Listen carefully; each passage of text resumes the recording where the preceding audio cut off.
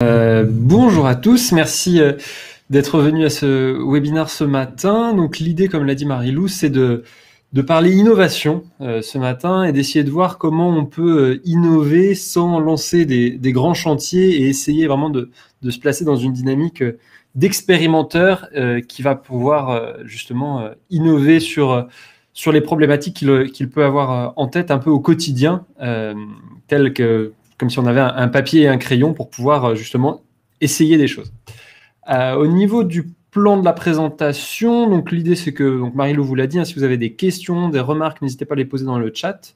La présentation dure une petite demi-heure normalement, et l'idée c'est donc justement d'aborder l'innovation aujourd'hui en entreprise, d'aborder ensuite tout cet aspect innovation dans le sens comment on va pouvoir le faire, qui va pouvoir le faire, et ensuite de vous parler de différents business cases qui ont pu nous arriver et comment Iterop peut favoriser justement la mise en œuvre d'une démarche d'innovation au sein de votre entreprise.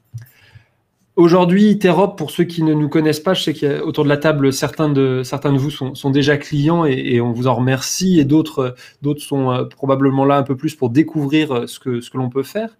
Donc aujourd'hui, Iterop, c'est 22 salariés, une solution qui est 100% française, tant dans le développement que dans l'hébergement, et qui a été créée en 2013. Donc on a 8 ans aujourd'hui, et qui a été fondée par 2 docteurs en système d'information, experts en Business Process Management, donc BPM, qui est un acronyme que vous retrouvez assez souvent. Aujourd'hui, Iterop, c'est à peu près une 60aine de clients répartis majoritairement en France, mais avec des sites à l'international et dans n'importe quel secteur d'activité. Ce qu'on a l'habitude de dire, c'est qu'à partir du moment où une organisation, que ce soit une entreprise, une association, bref, une organisation est constituée, il y a forcément des processus qui sont soit non définis, soit très, très clairement définis qui se mettent en place. Et à partir du moment où il y a des processus qui se mettent en place, il y a potentiellement une intervention et un soutien d'Iterop pour pouvoir gagner en légèreté, c'est-à-dire essayer de faire en sorte que ces processus, vous n'ayez pas à les supporter, mais qu'ils vous supportent, pour le coup. Donc, vous avez une liste non exhaustive des clients avec lesquels on travaille aujourd'hui sur la droite, vraiment dans tous ces secteurs d'activité et dans tous les métiers possibles, allant des RH aux techniques, à la DSI, enfin vraiment un large panel de métiers différents. Aujourd'hui, l'innovation, alors c'est un peu un grand mot sur lequel on va venir attacher pas mal de choses et qui fait beaucoup parler. L'idée pour nous, c'était juste de repartir un peu de la base. Si je regarde dans le Larousse, qu'est-ce que c'est que l'innovation ? C'est décrit comme étant l'introduction dans le processus de production et ou de vente d'un produit, d'un équipement ou d'un procédé nouveau.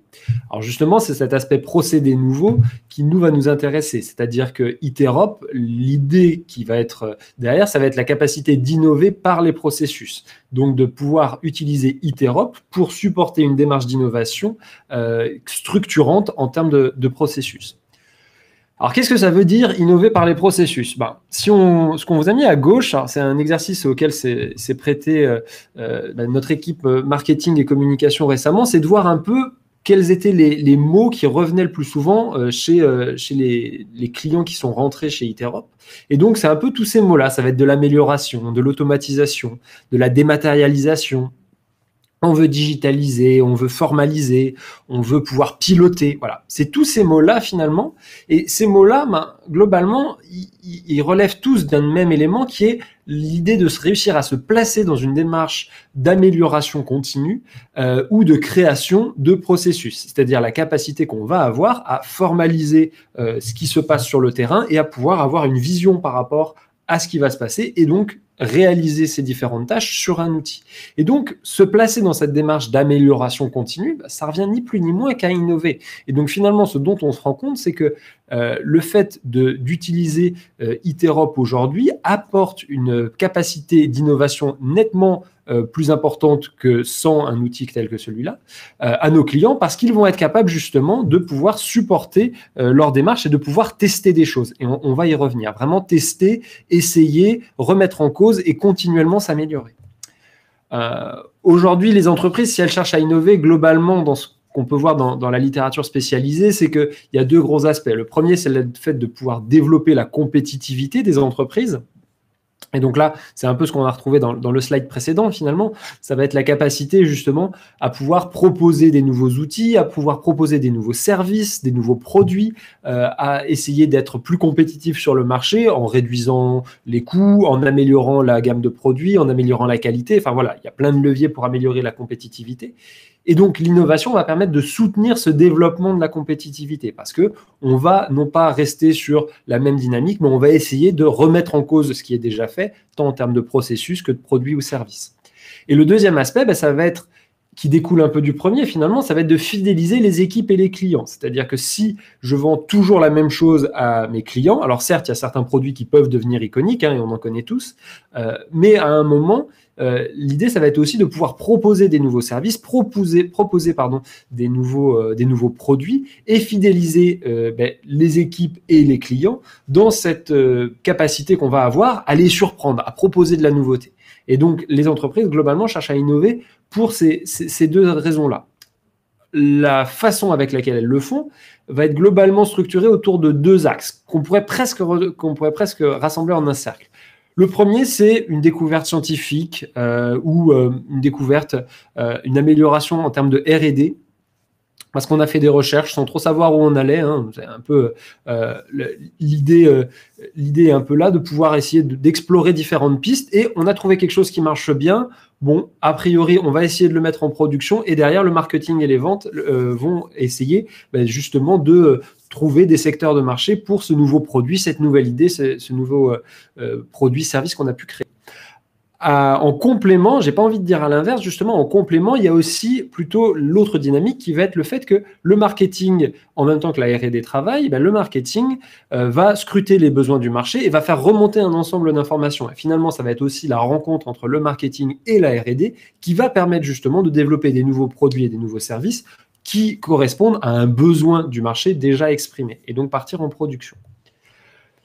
Sauf que, et c'est ce que on le touche du doigt depuis le début de la présentation, quand on va vouloir justement innover, on va vouloir être en capacité de tester des choses. C'est-à-dire qu'en particulier, quand on parle d'innovation et de processus, c'est-à-dire de nouveaux services et de nouvelles organisations qui vont me permettre d'améliorer la compétitivité de mon entreprise, ou de mon organisation, l'idée, ça va être de pouvoir expérimenter des choses parce qu'on ne sait pas a priori. À partir du moment où on parle d'innovation, on parle très rapidement de recherche, de brainstorming, d'éléments qui vont nous permettre un peu de sortir des sentiers battus. Et pour sortir des sentiers battus, à un moment, il faut qu'on puisse tester. Et ce qui fait que l'on retrouve aujourd'hui, et on le voit en particulier en ce moment avec certains grands groupes pharmaceutiques qui s'associent à des startups ou à des laboratoires de recherche ou à des éléments beaucoup plus petits, mais qui ont pu mener cette démarche d'innovation. Et donc, on voit que finalement, les entreprises, elles innovent soit quand elles sont grandes, potentiellement avec des startups qui ont cette agilité, cette capacité justement à expérimenter, tester, essais, erreurs, etc., qu'une grande entreprise a plus de mal à mettre en œuvre.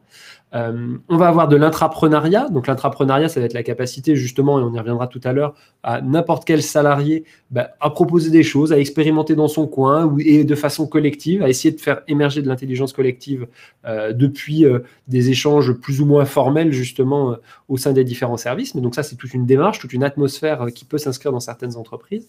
Et après, tout ce qui va être open lab, preuve de concept, les incubateurs, les laboratoires communs avec des centres de recherche, bref, un ensemble de petites structures, de structures de taille relativement réduite, sur laquelle des personnes vont être focalisées sur la recherche de nouvelles solutions, la recherche de nouveaux produits, de nouveaux services, de nouveaux processus, pour pouvoir apporter de la valeur ajoutée. Et donc, ce que l'on retrouve, c'est justement cette dimension d'agilité. Alors, l'agilité, c'est un peu un buzzword, tout le monde en parle, on ne le définit pas forcément souvent, et là, moi, je vous propose une définition qui est issue de la littérature scientifique, et plutôt adaptée et issue du secteur de la gestion de crise, mais qui s'adapte très très bien aussi à n'importe quel sujet en entreprise, et en particulier quand on parle d'innovation. L'une des définitions, dont vous trouvez donc la référence en bas de l'écran, c'est de dire que l'agilité, finalement, c'est la combinaison de 4 facteurs. Le premier, ça va être la détection et l'adaptation, c'est-à-dire la capacité à détecter qu'il y a un problème, une anomalie ou une opportunité.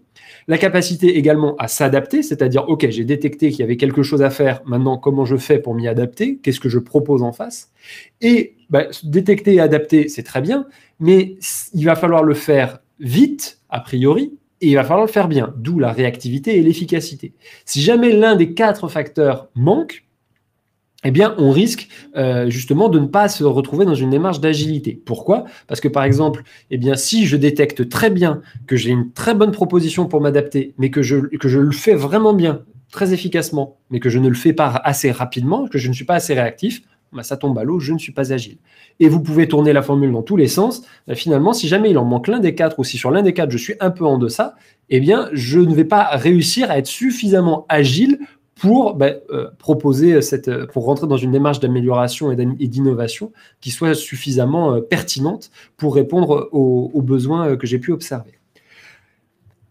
Et justement, c'est ce qu'on va voir dans les projets qu'on va appeler plus Big Bang ou des projets beaucoup plus agiles. En particulier, quand on parle de mise en place de systèmes d'information, de mise en place de processus, on va avoir 2 approches. Soit une approche où je vais recueillir le besoin du métier, je vais rédiger un cahier des charges que je vais faire revoir par le métier, je vais publier ce cahier des charges, faire mon benchmark fournisseur en même temps, attendre les retours de mes fournisseurs, en sélectionner un, une shortlist, puis commencer à travailler avec avant de déployer quelque chose. Ça va être le projet Big Bang. Contrairement à un projet qui va être beaucoup plus agile, où on va commencer petit et où on va escalader petit à petit. Et donc là, c'est ce qu'on va voir, c'est que finalement, dans un projet agile, étant donné qu'on commence sur on a une idée du périmètre global, mais on ne va pas se lancer dans la rédaction d'un énorme cahier des charges dès le départ. On va commencer petit et donc on va pouvoir mettre une brique fonctionnelle en place très rapidement. C'est typiquement ce qu'on observe avec Iterop, et on y reviendra tout à l'heure, c'est-à-dire que si aujourd'hui j'ai une problématique, eh bien je vais pouvoir très rapidement justement y répondre parce qu'on est dans cette démarche d'agilité où je vais avoir les outils pour pouvoir répondre à mon besoin. Et donc, soit je me place dans cette dynamique agile où je vais commencer une petite brique, alors qu'au niveau du Big Bang, j'ai toujours rien de déployé. Puis après, je vais déployer une autre petite brique dans mon projet agile. Et au niveau de mon projet Big Bang, imaginons par exemple que j'ai fini par déployer mon nouveau logiciel, ma nouvelle solution, mes nouveaux processus au sein peut-être d'une business unit et de pas encore l'ensemble de l'entreprise. Et puis, je vais continuer à avancer. À un moment, boum, voilà, le projet Big Bang, on est passé de 0 à 1, tout est déployé partout. Et donc, a priori, dans mon projet Big Bang, eh bien, ce que j'ai déployé est accessible à tout le monde, toutes les fonctionnalités, toutes les briques fonctionnelles, et c'est censé répondre à mon besoin.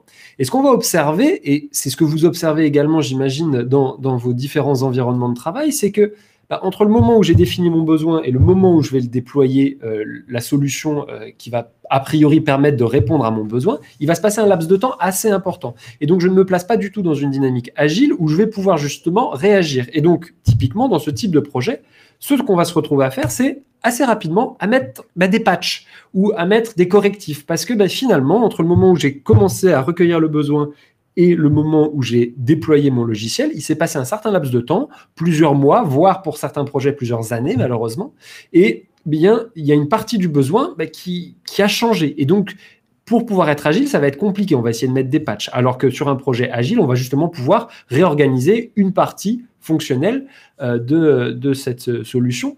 Et on va pouvoir le faire vite et on va pouvoir le faire bien parce que justement, l'outil s'y prête bien. Et pouvoir rajouter petit à petit des briques fonctionnelles et ne pas intervenir à essayer de mettre des correctifs en place ou à essayer de mettre des nouvelles briques qui n'étaient pas du tout prévues avec du développement spécifique qui en général est assez coûteux, mais plutôt se placer dans une dynamique où je vais pouvoir mettre des briques les unes derrière les autres et surtout, je vais pouvoir les mettre en place progressivement.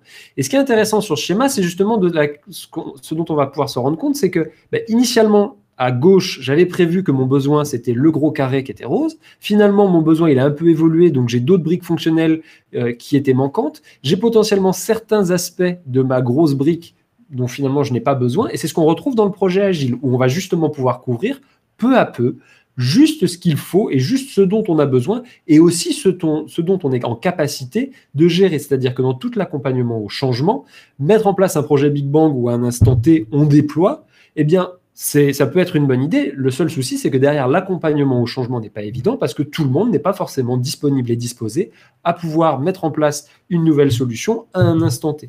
Là où un projet agile va nettement plus s'adapter tant aux besoins fonctionnels qu'à la capacité qu'ont les opérationnels à pouvoir accepter ce changement et le mettre en œuvre en toute sérénité dans leur périmètre fonctionnel.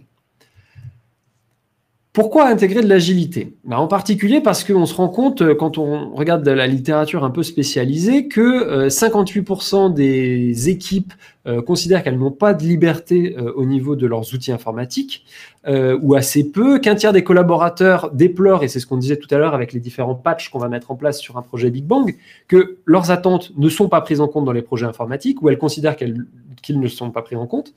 Alors même que je ne doute pas que les équipes projet essayent de faire le mieux possible pour pouvoir les prendre en compte, mais à un moment, il y a des arbitrages à faire parce qu'on est sur un projet au global, qu'il y a une solution qui est adoptée. Et donc, il y a une partie des collaborateurs qui est assez frustrée, cette partie est non négligeable. Et enfin, il y a 3 freins à l'adoption de plateformes innovantes qui vont être la résistance au changement, l'absence d'appui du management et une organisation en silo. C'est-à-dire que quand on va parler de plateformes innovantes, eh bien, on a un peu peur malgré tout et le management ne sait pas forcément par quel bout prendre ce type de projet parce qu'en effet, c'est quelque chose d'assez nouveau. L'une des idées, et ce que l'on peut observer dans certaines entreprises, et peut-être que c'est votre cas justement, ça va être de mettre en place une dynamique intrapreneuriale. Donc, une dynamique intrapreneuriale, ça veut dire quoi? Ça veut dire que, au niveau de la culture de l'entreprise, on essaye de faire en sorte que les collaborateurs, au sens large, puissent proposer des projets en interne. Alors, on le voit dans certains grands groupes, où il y a finalement une partie de la R&D qui s'est spécialisée sur une thématique, et puis finalement, à force de se spécialiser, parfois il y a des spin-offs qui peuvent naître, des entreprises qui vont se développer un peu en externe par rapport à la maison mère, tout en y étant lié. Et donc, cette dynamique d'intrapreneuriat, justement, elle va permettre de faire naître des nouvelles idées. Ce qu'on observe également, c'est que aujourd'hui, les personnes qui portent l'innovation dans les entreprises, en majorité, ça va être la direction et les départements IT, majoritairement. Mais cette dimension pose quand même un petit peu question. Pourquoi ? Parce que finalement, la direction et le département IT ont une certaine vision de là où ils veulent aller. Enfin, en tout cas, la direction a une vision de là où elle veut aller. Le département IT également, et avec des capacités techniques plus ou moins importantes et une connaissance IT très forte. Mais finalement, les autres services ne sont en général qu'assez peu porteurs de cette innovation, alors même qu'ils représentent une part non négligeable en termes de nombre de personnes et en termes d'idées, une part extrêmement importante du potentiel d'innovation des entreprises. Et ce qu'on observe justement chez Iterop, c'est que les personnes qui viennent nous voir et nos clients, ceux qui lead, ceux qui portent l'innovation chez nos clients, c'est en immense majorité d'autres services. Il y a aussi le département IT, bien sûr, il y a aussi la direction, mais dans 60% des cas, ce sont des autres services. Et donc, cela montre une chose qui est extrêmement importante et dont on est plutôt fier, justement, c'est qu'avec un outil tel qu'Iterop, on va justement pouvoir permettre de rentrer dans cette démarche d'amélioration continue, de rentrer dans cette démarche d'expérimentation et de cette démarche d'expérimentation, de la mener avec les utilisateurs et les personnes au niveau métier qui ont un vrai besoin. Et donc, c'est quelque chose qui va justement permettre à ces utilisateurs, donc une solution comme Iterop va justement permettre à ces utilisateurs de pouvoir mettre en œuvre toutes leurs idées, de pouvoir expérimenter des choses et de répondre très vite à un besoin précis qu'ils peuvent avoir. En effet, si on regarde aujourd'hui, si à gauche on est sur un projet Big Bang, en général on est sur plusieurs mois pour le mener. Il faut souvent des compétences IT assez importantes pour pouvoir justement supporter la mise en œuvre d'un projet Big Bang. En effet, ça va couvrir tout le monde, donc il faut que la direction soit extrêmement sponsor, soit un sponsor fort, que l'IT soit prête à mettre en œuvre pas mal de moyens justement pour pouvoir supporter le changement d'outils, potentiellement de la reprise de données, etc., etc. Et en général, il n'y a pas forcément d'outils qui soient suffisamment assez agiles pour mener des projets bottom-up. C'est-à-dire que du Big Bang avec une démarche agile et bottom-up, donc qui partent de la base pour pouvoir changer une partie des processus et mettre en place cette démarche d'innovation, il n'y a pas beaucoup d'outils qui existent, en particulier dans cette démarche Big Bang. Et on est sur quelque chose d'assez rigide, avec une impossibilité d'évoluer une fois livré. C'est ce qu'on vous a montré tout à l'heure, ou alors on va mettre des patchs, on va essayer de développer des nouvelles briques fonctionnelles avec un autre prestataire ou avec le même, avec du développement spécifique. Bref, c'est relativement rigide. Là où sur un projet agile, là on se base sur notre expérience d'Iterop avec les clients qui nous font confiance aujourd'hui, c'est quelques jours maximum pour pouvoir commencer à mettre un processus en œuvre et pouvoir en tirer une valeur ajoutée très rapidement. Et on le voit typiquement avec la crise du Covid, des nouveaux processus qui sont apparus en quelques jours parce qu'il y avait un vrai besoin qui n'avait jamais été identifié avant et qui n'avait pas forcément été comblé par des systèmes d'information autres. Ça va être un outil qui va être utilisable par les métiers, donc on rentre dans cette démarche bottom-up justement, où les utilisateurs métiers peuvent mettre en marche leurs idées, peuvent faire des tests, expérimenter, tester, et donc finalement bien spécifier le besoin, non pas conceptuellement dans des cahiers des charges, des schémas, des logigrammes, des tableaux Excel à rallonge, mais vraiment en faisant.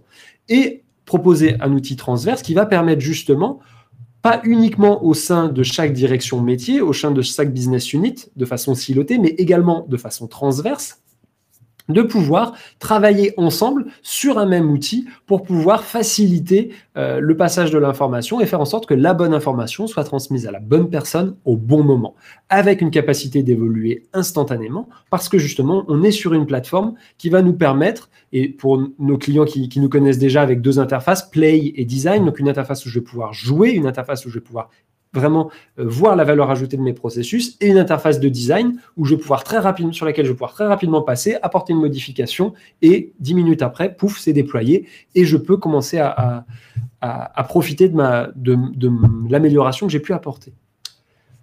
Et c'est ce que je disais tout à l'heure. Finalement, c'est qu'un projet sans Iterop, on se fait une idée de là où on veut aller, et puis on va essayer de mettre toutes les barrières et toutes les précautions possibles et imaginables pour pouvoir atteindre cet objectif.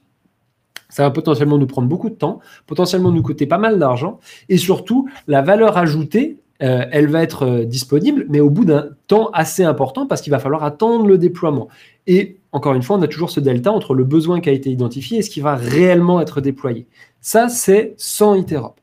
Avec un projet, avec un outil tel qu'Iterop, justement, vous allez être capable d'expérimenter les différents chemins, parce qu'il n'y a pas qu'un seul chemin pour atteindre votre objectif, il y en a plein, et le benchmark, et éventuellement les RFIC qu'on peut faire, et éventuellement tous ces outils qu'on va essayer de mettre en œuvre pour cadrer notre projet, finalement, ne va pas nous permettre d'expérimenter concrètement sur le terrain les idées qu'on a pu avoir. Et donc, éviter cet écueil dans lequel, malheureusement, certains projets tombent, où on va avoir un besoin qui est défini. Au moment où on le déploie, on se rend compte que finalement, ce qu'on avait compris du besoin des opérationnels, ou ce qu'on avait compris du besoin vraiment métier, est différent de ce qu'on a pu mettre en place. Et donc là, on rentre dans une dynamique qui est un peu plus compliquée à gérer. Là où, si on expérimente vraiment, on va pouvoir vraiment vérifier et valider chacune des étapes, chacune des briques fonctionnelles et vérifier qu'elles correspondent bien aux besoins réels des gens sur le terrain. Et c'est ça qui va justement nous permettre, de façon très agile et de façon pas à pas, de déployer petit à petit des processus qui sont innovants parce qu'ils vont permettre de répondre à un vrai besoin exprimé vraiment par les métiers qu'ils ont pu exprimer et expérimenter avant de le déployer, et de le faire ça très vite et efficacement, avec différents points d'étape potentiellement pour arriver à notre objectif. Aujourd'hui, on observe globalement qu'on a 3 types d'utilisateurs qui viennent voir Iterop. Ça va être les métiers, l'IT, la direction. C'est un peu ce qu'on disait tout à l'heure. Quand c'est les métiers qui viennent nous voir, on va leur donner la capacité d'innover. Ce que l'IT va trouver plutôt intéressant, parce que justement, les métiers vont monter un peu en compétences au niveau IT, ne serait-ce qu'au niveau modélisation, qui n'est pas forcément le travail de l'IT d'ailleurs. Mais donc, les métiers vont pouvoir mettre en autonomie leur démarche d'innovation. Donc, l'IT va plutôt être soulagé justement par cela, parce qu'ils vont avoir cette capacité d'innovation de façon autonome. Et la direction, elle, va en général être plutôt soulagée et plutôt heureuse de voir que une démarche telle que le Plan Do Check Act, donc une démarche d'amélioration continue finalement, va être facilitée, que la direction va pouvoir avoir des KPI très rapidement, un suivi qui lui permet facilement et qui lui permet directement de vérifier si les résultats des processus qu'on a essayé de mettre en œuvre correspondent vraiment à un besoin et surtout s'ils apportent de la valeur ajoutée. C'est-à-dire que Iterop, l'idée, c'est pas juste de dessiner des processus, de jouer des tâches, mais ça va être aussi de pouvoir suivre les processus en temps réel, d'apporter de la visibilité en termes de tableau de bord, en termes d'indicateurs de performance, et d'apporter juste ce qu'il faut d'informations à chacune des personnes pour qu'elles puissent prendre ces décisions. Et le tout avec différents niveaux de granularité, c'est-à-dire que certaines personnes vont avoir besoin que d'informations très agrégées et d'autres de rentrer vraiment plus dans le détail de ce qui s'est fait sur les processus. Donc ça, c'est quand c'est le métier qui vient nous voir. Quand c'est l'IT, eh bien pour eux, c'est tout bénef. Pourquoi ? Parce que ça va accélérer la mise en œuvre de leur projet. Là où aujourd'hui, ils sont obligés de potentiellement faire un cahier des charges relativement long, il y a des frustrations qui sont engendrées par les métiers, là, l'IT va pouvoir mettre en œuvre très rapidement des projets et nos partenaires pourraient également en parler. Grâce à Iterop, ils arrivent à mettre très rapidement des projets en œuvre chez leurs clients également, comme nous le faisons avec nos clients directs, pour justement pouvoir répondre à un besoin bien précis très rapidement. Et surtout, l'IT, ça va leur permettre de collaborer avec les métiers, en particulier en mettant en place, et c'est ce qu'on retrouve assez souvent, une cellule spécialisée innovation, spécialisée process, justement, qui va supporter les besoins en processus des collaborateurs métiers, avec une vraie expertise, et donc pour pouvoir rentrer, quand il y a besoin, dans des détails un peu plus techniques, parce que Iterop, c'est être en mesure de faire de façon simple des choses compliquées, mais on sait faire des choses relativement complexes, avec des connexions à d'autres systèmes d'information, par exemple. Et donc, la mise en place d'une cellule spécialisée innovation où les métiers, l'IT vont pouvoir travailler ensemble pour apporter de la valeur ajoutée. Et la direction, forcément, le fait que l'IT puisse s'emparer d'un outil qui permette de mettre en place rapidement des projets, ça les soulage parce que ça va leur permettre d'accélérer la démarche d'innovation et finalement de considérer Iterop comme une plateforme qui permet l'innovation et qui la soutient au sein de l'entreprise. Et enfin, lorsque c'est la direction qui porte l'innovation et qui porte un projet avec Iterop, ça va être entre autres pour développer l'intrapreneuriat au sein de la société. C'est-à-dire de fournir aux métiers des solutions IT qui vont leur permettre de collaborer nettement plus efficacement et d'avoir un outil qui répond exactement à leurs besoins, sans pour autant, et c'est souvent ce qui peut être un peu une crainte lorsqu'on met en place un nouvel outil, c'est sans pour autant surcharger le service IT qui a déjà énormément de choses à gérer parce que les utilisateurs métiers sont autonomes et qu'au niveau de la gestion de l'infra, avec une solution comme la nôtre qui peut être accessible en SaaS, justement, l'IT ne va pas avoir de charges supplémentaires. C'est les métiers qui vont s'emparer eux-mêmes de leur outil. Nous finirons avec Marie-Lou sur 3 exemples clients aujourd'hui. Typiquement Colas, qui utilise Iterop. Aujourd'hui, Colas, c'est 58 000 collaborateurs dans le monde et 9 processus en production, en français et en anglais, qui sont utilisés par 15 000 utilisateurs quotidiens. Ces processus permettent de digitaliser la conformité du groupe et donc ça a été une volonté forte de la direction.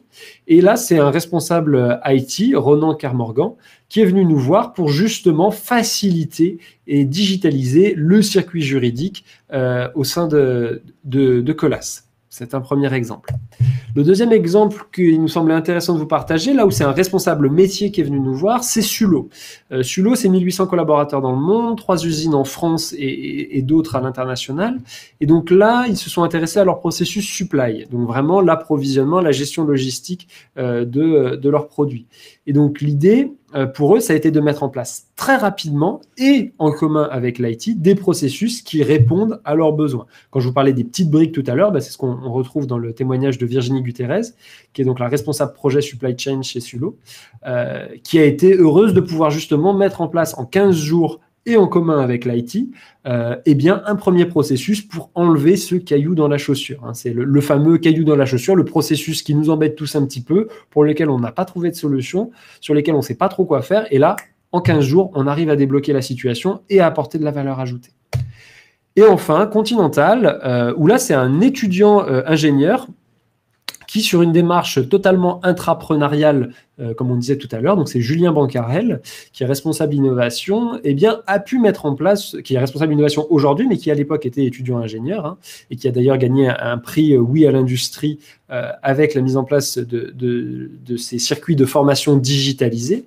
Il a pu mettre en place chez Continental, donc qui représente 3000 collaborateurs en France, et Iterop étant implanté à Toulouse et à Foix, dans le sud-ouest, a pu mettre en place justement une digitalisation des circuits de formation, c'est-à-dire permettre aux utilisateurs et aux collaborateurs qui viennent d'arriver dans l'entreprise, qui doivent être formés, eh bien, de pouvoir suivre un process autant dans l'entreprise, donc physiquement devant les machines, et également eh bien, en même temps, en parallèle, sur une tablette numérique qui lui permet justement de faire en sorte que chacune de ces personnes formées suive bien tout le processus de formation et bien toutes les fiches techniques qui remontent et des exercices qui puissent remonter à la personne qui doit se former sur les différents postes de travail, et de pouvoir vérifier que le circuit de formation a bien été réalisé, identifier les lacunes, et justement, c'est ce que je disais tout à l'heure, analyser en temps réel ce qui s'est passé sur l'outil et dans les différents processus. Je voudrais vous remercier pour justement votre participation. J'espère que vous avez pu vous projeter dans une utilisation d'Iterop justement avec ces quelques mots sur la digitalisation et sur l'innovation. Et aujourd'hui, maintenant, pour ceux qui ne l'ont pas encore fait, on est à votre disposition pour que vous puissiez pousser la porte d'Iterop et voir un peu plus comment mener des projets innovants au sein de votre organisation. Merci à tous. Je vais repasser la parole à Marie-Lou pour modérer la phase de questions. Merci Quentin. Alors on a eu juste quelques questions mais auxquelles je me suis permis de répondre. Mais en tout cas, si vous voulez rentrer un peu plus loin peut-être dans le débat ou appuyer sur certaines parties qui vous ont interpellé plus que d'autres, on a un peu de temps, donc on attend vos questions. Alors, il y avait une question sur les RFIC. Oui, parce qu'on a pensé que tu voulais dire RFID. Ah non, RFIC, donc c'est Request for Information and Quotation. Donc en gros, c'est le document que vous allez... il y a de nombreux clients nous font parvenir cela, un document souvent sous forme de tableau Excel avec l'ensemble des fonctionnalités souhaitées. Alors dans votre vocabulaire, bien entendu. Et donc là, nous, l'idée, c'est justement de pouvoir dire assez rapidement oui, je sais répondre, non, je ne sais pas répondre, et potentiellement de laisser des commentaires. Et ça amène souvent, ça fait souvent lieu à des échanges justement autour de ces fonctionnalités attendues pour être bien sûr qu'on parle de la même chose, et ce qui vous permet un peu d'évaluer la pertinence d'une solution telle qu'Iterop justement, et de pouvoir comparer les différents prestataires ou solutions possibles, et c'est un document qu'on reçoit assez souvent en phase de benchmark. Oui, tu as bien fait de préciser. Je ne sais pas s'il y a d'autres questions. C'est vrai que là, c'est peut-être moins pragmatique qu'une démonstration produit qu'on a plus l'habitude de faire. Oui, ça porte peut-être moins à question. Mais voilà, on trouvait aussi le sujet intéressant parce qu'on a, au fil de ces 8 dernières années, justement, on a recueilli pas mal de données, malgré tout, sur la typologie de nos clients, alors sans rentrer dans des choses trop confidentielles. Mais on trouvait l'angle intéressant à présenter.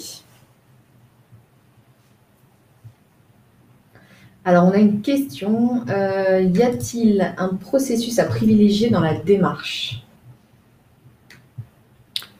Un processus à privilégier dans la démarche, c'est-à-dire dans la démarche d'innovation ? Je pense que ça doit être... Alors, je pense à deux choses. Après, si jamais je ne réponds pas exactement à votre question, n'hésitez pas à compléter. Alors, il y a d'une part les processus que vous pouvez mener que vous pouvez suivre au sein de votre démarche d'innovation, donc que ce soit toutes les étapes de brainstorming, avec différents outils et différentes méthodes qui existent justement pour faire émerger des nouvelles idées au sein des cellules d'innovation. Alors là, pour le coup, je ne suis pas innovateur et je ne serai pas forcément le mieux placé pour en parler, mais donc là, il y a un ensemble d'outils, de démarches qui peuvent permettre de faire émerger des idées nouvelles au sein d'une cellule métier. Et donc, on peut potentiellement avoir besoin d'une solution telle qu'Iterop pour pouvoir cadrer, structurer, cadencer ces différentes étapes, vérifier que tous les acteurs ont bien le même niveau de connaissance, etc. etc. D'autant plus dans des contextes distanciels comme celui qu'on peut connaître actuellement. Et après, par la suite, le processus qui, dans votre démarche d'innovation, peut être le plus intéressant à adresser, ça va vraiment dépendre de votre besoin métier. Et en gros, ce que l'on retrouve assez souvent chez Iterop, chez les clients qui viennent nous voir, c'est un processus que tout le monde a en tête, que tous les services ont en tête, qui est l'irritant, qui est vraiment l'élément qui nous empêche d'avancer de façon sereine, qui nous empêche, sur lequel à chaque fois qu'il faut qu'on fasse une demande ou qu'il faut qu'on intervienne, c'est lourd, on n'a pas envie. Typiquement, parmi tous ces processus, je pense à deux spontanément qui sont trois spontanément qui sont des grands classiques des processus sur lesquels on peut être amené à travailler avec nos clients. Le premier, ça va être la demande d'achat. Parce que la demande d'achat, c'est un processus qui fait intervenir plusieurs acteurs successivement, suivant des montants, suivant des codes budgétaires, etc., etc. On va aller adresser différentes personnes avec différents niveaux d'escalation et potentiellement des modifications. Donc, il y a des outils qui permettent de digitaliser les demandes d'achat, des outils spécialisés achat qui existent, mais qui ne proposent pas en général de processus qu'on peut faire à façon avec exactement les champs que l'on souhaite, et surtout qui ne permettent pas de le faire évoluer. C'est-à-dire que si demain j'ai un code budgétaire qui nécessite un autre niveau de validation, ou qui nécessite un niveau de validation technique, par exemple, eh bien, je ne vais pas pouvoir le faire évoluer. Là où avec une solution telle qu'Iterop, je rajoute une tâche, je rajoute deux branchements, de flèches, pouf, et une demi-heure après, je l'ai, mon nouveau processus. Donc, la demande d'achat, c'est très classique. De toute façon, ce n'est pas compliqué. C'est tous les processus qui vont faire intervenir de nombreuses personnes à des moments divers et à qui il faut fournir le bon niveau d'information et éviter la double saisie. Ça, c'est le premier. Le deuxième, classique aussi, c'est la gestion des réclamations clients. Pourquoi ? Parce que la gestion des réclamations clients, c'est potentiellement de nombreuses demandes de la part de clients. Donc, une ouverture un peu de notre système d'information à l'extérieur pour pouvoir permettre à des utilisateurs externes de saisir de l'information directement sur notre outil. Comment je fais, à qui je l'ouvre, etc. Est-ce que je fais du recueil d'informations par mail? Est-ce que je fais du recueil d'informations par téléphone? Non, j'aimerais bien que mon client remplisse directement son formulaire. Et derrière, potentiellement, la réclamation client, je vais devoir contacter des commerciaux pour voir si je fais un avoir, si je fais un remplacement. Je vais devoir contacter des techniques, je vais devoir contacter potentiellement la R&D parce que j'ai un problème systémique et donc il va falloir que je puisse l'identifier justement. Voilà. Bref, la réclamation client, on est sur un processus qui va concerner de très nombreuses personnes potentiellement aussi des clients à qui j'ai envie d'ouvrir mon système, mais je ne sais pas trop comment le faire. Et sur une solution comme Interop, c'est tout à fait faisable et très facile. Certains de nos clients qui sont ici le font déjà. Et donc, comment je fais pour pouvoir gérer cette complexité-là? Et surtout, les processus de gestion des réclamations sont très divers d'une société à une autre. D'autant plus si on commence à penser en termes de compteurs, c'est-à-dire j'ai des délais légaux parfois pour répondre, suivant le secteur dans lequel je travaille. Et donc là, ça va être facile à gérer sur Interop parce que c'est configurable en quelques clics, là où sur d'autres outils, on reste sur quelque chose de spécifique. Et le dernier auquel je pense, c'est le processus de recrutement, processus d'intégration d'un nouveau collaborateur, parce que là encore, il y a l'utilisateur métier qui a le besoin d'un nouveau collaborateur, et ensuite il va falloir partir vers les RH, vers la compta, vers la DSI pour avoir le matériel, l'informatique, vers le service RH pour les formations, etc., etc. Et donc, pour pouvoir accueillir convenablement un nouveau collaborateur de façon professionnelle et avec quelque chose qui soit cadencé et qui fasse en sorte que le collaborateur, le jour où il arrive, il a son badge pour accéder, sa clé, son ordinateur, tout qui est installé dessus et il peut se mettre au travail dès le premier jour, et bien finalement, il y a beaucoup d'irritants potentiels et beaucoup de nombreux risques qui font que si jamais il y a l'une des personnes qui est impliquée dans la boucle qui ne réagit pas assez vite, parce qu'elle n'a pas le temps, parce qu'elle est en congé ou autre, au final, le collaborateur arrive le jour J et il a sa carte d'accès, mais elle n'est pas encore activée. Il a son ordinateur, mais il n'a pas encore son clavier. Enfin, voilà, des cas qu'on a déjà tous rencontrés en entreprise. Et donc, ça fait partie des trois processus très classiques irritants. Mais vous avez potentiellement un autre processus irritant au sein de votre organisation. Alors, merci Quentin. Je pense que tu as répondu de manière très complète. Alors, on a deux questions en attente. Donc, comment accompagnez-vous les intrapreneurs métiers à l'appropriation de la solution et à la gestion de projets agiles? Alors, il y a deux façons principales, en tout cas en accompagnement des intrapreneurs qui vont commencer à s'initier à ce genre de démarche. D'une part, on va pouvoir mettre en œuvre une preuve de concept. Ça, c'est quelque chose qu'on fait assez souvent chez nos clients aujourd'hui. Pour pouvoir commencer à initier la démarche, c'est vraiment, avant de se lancer dans un gros projet, eh bien, on va vérifier mutuellement, parce que nous aussi, on a besoin de vérifier si on peut potentiellement bien répondre à votre besoin. Hein. Si vous cherchez du poisson et que je suis primeur, j'ai aucun intérêt à vous vendre des poireaux, vous n'allez pas être content, et moi non plus, et moi, vous n'allez pas revenir, donc je ne vais pas être content. Donc là, c'est exactement la même chose. Donc, on va vérifier mutuellement au terme d'une preuve de concept.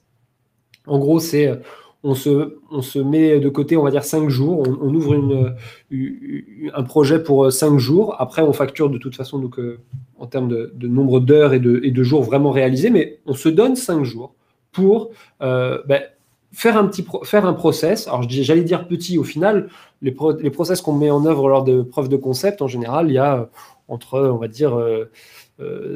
pour les plus petits 5-10 tâches et ça peut monter à une vingtaine. Après, tout dépend des niveaux de complexité de ce qui est attendu. Mais voilà, on veut faire en sorte que lors de cette preuve de concept, on se donne peu de temps, pas beaucoup de moyens parce que 5 jours de travail, c'est pas énorme non plus, mais ça va nous permettre de vérifier que sur un processus potentiellement irritant pour vous, on puisse bien répondre aux besoins avec Iterop. Si au bout des 5 jours ou des 3 jours, vous vous rendez compte que non, l'équipe métier, les intrapreneurs qui ont des idées se rendent compte que non, Iterop ne répond pas à mon besoin, ok, on s'arrête là et c'est aussi bien pour vous et pour nous. On ne perd pas notre temps à essayer de faire rentrer un carré dans un rond.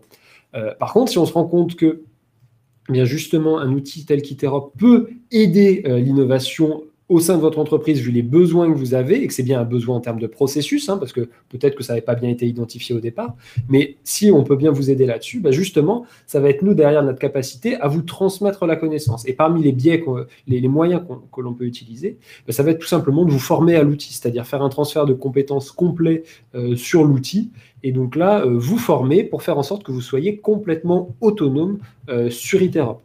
Nous, l'objectif, c'est bien que de vous apporter une solution qui vous permette d'être autonome dans la mise en œuvre de vos processus quels que soient ces processus, et de pouvoir expérimenter.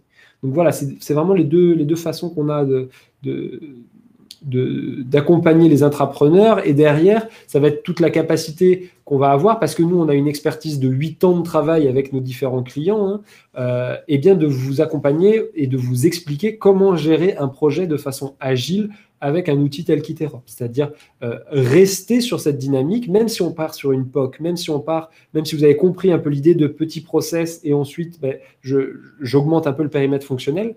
Mais à chaque fois que je fais un process, il faut que je reste dans cette démarche agile. Et la comparaison que certains d'entre vous connaissent déjà, parce qu'on l'a probablement déjà évoqué avec vous, c'est qu'avant, même pour un process, on a une idée très claire, on veut faire une connexion à un système d'information, on veut que ça fasse le café, que ça commande les pizzas, etc.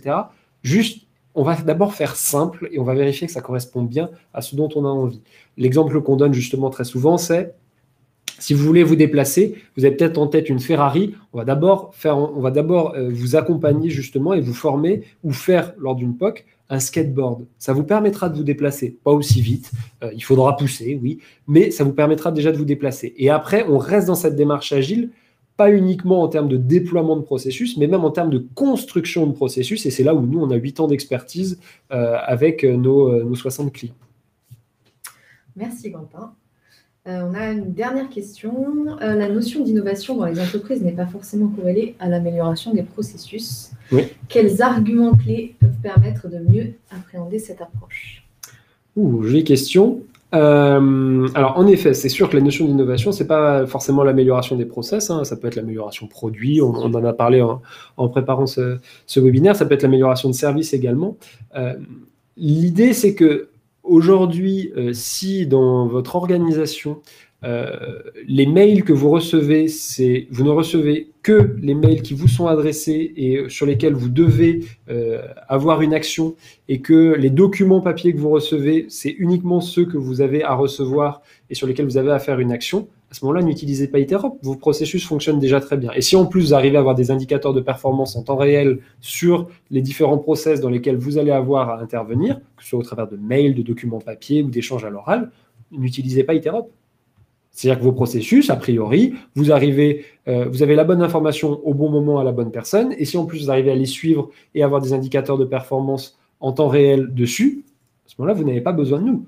Par contre, ce qu'on observe, c'est qu'en général, même si on se place dans une démarche d'innovation produit. Il y a aussi une démarche d'innovation à laquelle on ne pense pas forcément, mais qui peut apporter énormément de valeur ajoutée en termes de sérénité et en termes de gain de temps. Ça va être justement de se focaliser, quand je parlais de processus irritants, c'est justement ces processus sur lesquels eh bien, vous allez répondre une première fois par mail, une deuxième fois par mail, une troisième fois par mail. Vous avez l'impression de répondre 3 fois à une question qu'on vous a déjà posée, ou alors d'attendre une réponse et puis vous ne savez pas où est partie la question que vous avez posée, ou alors de manquer de suivi, ou alors d'essayer de mettre en place des indicateurs de performance, mais vous n'avez aucune donnée pour pouvoir calculer ces indicateurs de performance que votre direction vous demande ou que vous avez besoin pour piloter votre activité. Ou en particulier sur de l'interservice où telle ou telle personne est partie en vacances et votre demande est restée un peu lettre morte et a pris 3 semaines de délai. Voilà. Comment gérer ces problématiques-là? Si vous arrivez à les gérer aujourd'hui très bien, n'utilisez pas Iterant. Par contre, si jamais vous avez justement des processus qu'on appelle souvent irritants, a priori, il y a peut-être une démarche d'innovation à envisager sur la démarche process. Alors, j'ai pas d'autres questions. Il nous reste peut-être 2-3 minutes si jamais il y a encore des questions. De toute façon, moi, je vous enverrai le replay du webinaire. Si certains le souhaitent, je peux aussi vous envoyer les slides de présentation. Oui. Si jamais ça peut alimenter votre réflexion. Puis, de toute façon, on reste disponible avec Marie-Lou. Si jamais vous avez des questions post-webinaire, n'hésitez pas à nous contacter. Le débat reste ouvert, comme on dit. Non, je n'ai pas d'autres questions. Donc, je pense qu'on va pouvoir s'arrêter ici pour aujourd'hui. Merci, Quentin. Merci à Marie-Lou. Merci à tous d'être venus aujourd'hui. Et puis, à très bientôt, dans tous les cas. À très bientôt. Bonne journée à tous.